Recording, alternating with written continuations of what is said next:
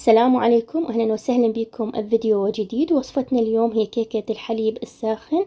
المكونات عندي بيض وفانيليا وعندي سكر. إن شاء الله كل هاي المقادير أكتب لكم إياها بالتفصيل بصندوق الوصف. وعندي طحين متعدد الاستعمالات، وعندي بيكنج باودر، أكيد وياهم أحتاج رشة ملح. وهنا عندي حليب، هذا كوب حليب، وأحتاج وياه زبدة وزيت، نص كوب زيت ونص قالب زبدة. طبعا أول شي يعني قبل لا أبدي أسوي كل شي بالكيكة لازم أسخن الحليب ويا الزبدة. بما أنه هي اسمها كيكة الحليب الساخن، فأول شي نسخن الزبدة ويا الحليب، يعني نخليهم إلى أن يغلون على حرارة هادئة. وبهذا الوقت نبدي نخلط الكيكة. أول شي طبعا عندنا البيض بحرارة المطبخ، هنا ثاني بيضة وهاي الثالثة، وهنا ضفت البيضة الرابعة. أخلطهم بالبداية بالخفاقة اليدوية، يعني حتى ما تحتاج لا خلاط ولا خفاقة كهربائية. وهنا أكيد نضيف الفانيليا، يعني تقريبا ملعقة صغيرة من الفانيليا، وأضيف السكر والزيت، وأخلط هاي المكونات إلى أن تندمج وتقريبا يذوب عندنا السكر. وهنا هذا الخليط صار جاهز. هسه نخلي الطحين، وهذا هو نوع الطحين اللي استعملته، لأن دائما تسألوني شنو نوع الطحين اللي استعملتيه. أنا أكثر شي أستعمل طحين فاخر. وهنا ضفت البيكنج باودر وأكيد رشة ملح، هاي ما ننساها بالحلويات. وننخلهم، ضروري ننخل الطحين على مرتين طبعا. أنا ضفته وأقلب، بعدين أضيف النص الثاني من الطحين نخله، وبعدين همين أقلب إلى أن يندمج عندي الطحين.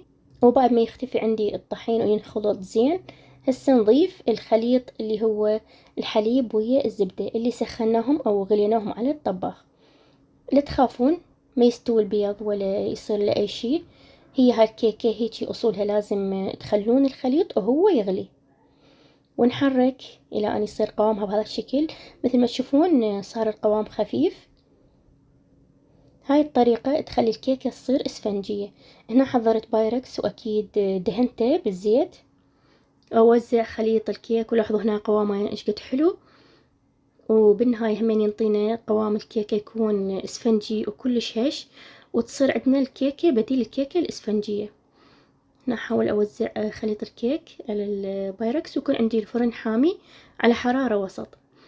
تاخذ تقريبا من 35 إلى 40 دقيقة وتستوي عندنا الكيكة.